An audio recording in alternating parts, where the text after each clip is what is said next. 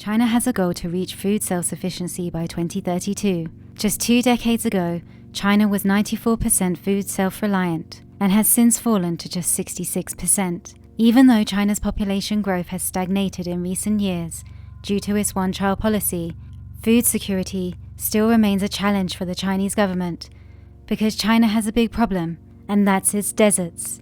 27.4% of land in China has undergone desertification, affecting around 400 million people, which is almost a third of the total population. This is why, over the last decade, the government has been working on new schemes to turn these problems around and successfully turn the desert green again.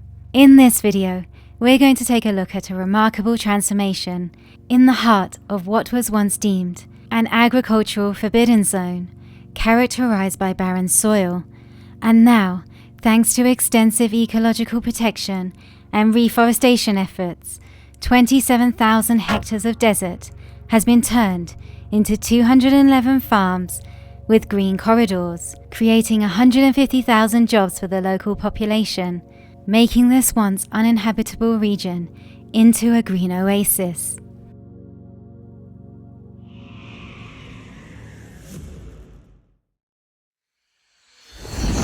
In the heart of the vast Gobi Desert, a miracle is taking place. Amidst the sea of sand, a green region is developing. The Gobi Desert covers a large part of northern China and southern Mongolia. In fact, it's the largest desert in Asia and the 5th largest in the world, with a total area of 1.3 million square kilometers. The Gobi has a harsh climate and extreme temperature ranges, dropping to minus 40 degrees Celsius in the winter and rising to 45 degrees Celsius in the summer. It receives very little rainfall, averaging only about 100 millimeters per year. The desert is also affected by strong winds, especially in spring and autumn. These storms can reduce visibility, damage crops and infrastructure, as well as causing health problems for people and animals.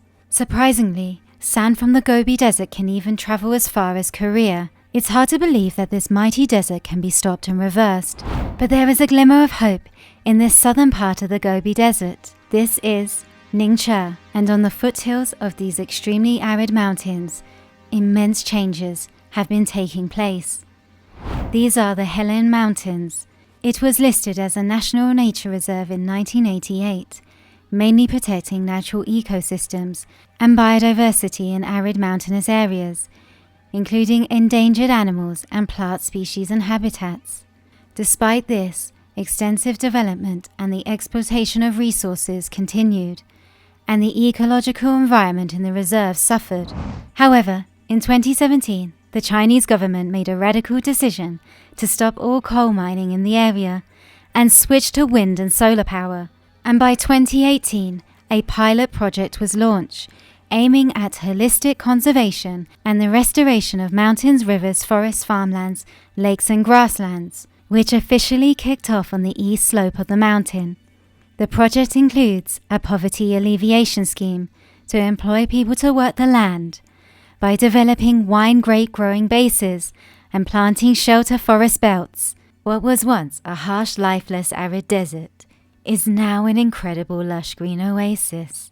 Today it's home to 211 wineries, yielding 36 high-quality grape varieties, with an annual output of 130 million bottles of wine. And Chinese wine is even growing in popularity, and Ningxia is set to become one of the most famous wine regions in the world, competing with Bordeaux and California. But how has China managed to achieve a thriving wine country in the middle of one of the harshest deserts on Earth? It seems almost unimaginable, considering just on the other side of the Helan Mountains is miles of sand dunes that regularly threaten this new oasis. But in fact, it's this exact geographical location which has made producing wine in such a harsh desert climate possible. This region is located between 37 to 39 degrees north latitude, which means it sits roughly at the same latitude as Bordeaux, the winemaking region in France. 30 to 50 degrees north latitude is known as the golden zone for wine grape cultivation, which includes France, Spain and Italy, as well as California. And even though the Helan Mountains provides a slight barrier from the harsh Gobi winds, there was still another issue, and that's water.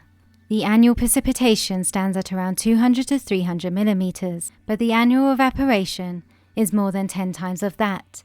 And in 2018, forest authorities, in collaboration with Ningxia University and other research institutions, launched a series of experiments on Helan Mountain, and they decided to plant a variety of cold-tolerant, drought-resisting, and salt-tolerant trees. Farms and vineyards are encouraged to plant tree belts, as well as flowers, and use holistic and biodynamic practices that respect the environment. As you can see, this vineyard is a haven for wildlife. Farmers were also financially supported to build ponds and use the highest spec irrigation systems that conserve the most water. This region is also blessed with the world's muddiest river, known as the Yellow River. The Mandarin word for yellow is a reference to the fine silty sediments the river carries. 1.6 billion tons of it flows out to sea every year. Many of China's oldest cities are situated on its banks, and it's considered the cradle of Chinese civilization. And even though the Yellow River is the second largest river in China and the fifth largest river in the world, the outflow of the river is just 10% of what it was in the 1940s and has dried up more than 30 times since 1972. The Yellow River's problems begin at its source, where droughts in the Tibetan Plateau have reduced the amount of water flowing downstream, and 80 to 90% of its water has been taken upstream for urban areas, industry, and agriculture. For Ningxia to maintain its emerging wine country, sustainable land management techniques and water conservation needs to continue to be a priority. The government is making regular checks and cracking down on any illegal activities in order for this green oasis to thrive for many years to come.